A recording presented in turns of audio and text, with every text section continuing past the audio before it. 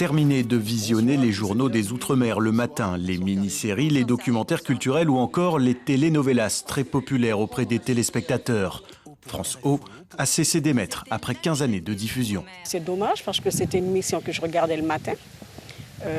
Toujours la même chose avec les émissions de proximité, ça disparaît toujours. C'est comme pour France Guyane, c'est toujours pareil, quoi. Tout ce qui concerne l'outre-mer disparaît.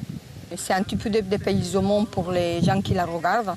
Et moi, je trouve que les personnes âgées, les personnes qui sont chez eux, ils aiment ce dépaysement qui apporte cette chaîne.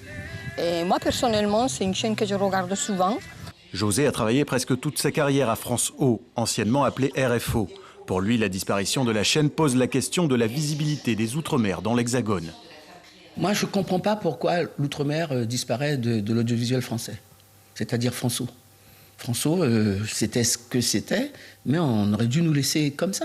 Et puis nos programmes, nos vrais programmes, avec notre créole, avec nos langages à nous, comme on le voit sur France Télévisions pour d'autres régions de France. Ça, je suis patient qu'on retrouve tout ça. Le clap de fin avait été confirmé il y a quelques semaines par la ministre de la Culture, Roselyne Bachelot. Une déception pour les téléspectateurs alors qu'en 2017, le candidat Macron avait assuré qu'il maintiendrait la chaîne des Outre-mer. Je trouvais qu'il y avait des reportages, des documentaires très très intéressants. Ce matin encore, j'en regardais un notamment sur les femmes. Voilà.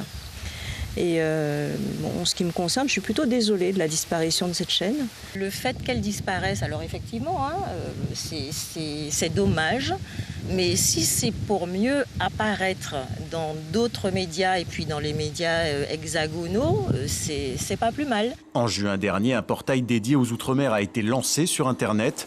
L'info ultramarine est également présente chaque jour sur France 3 et France Info.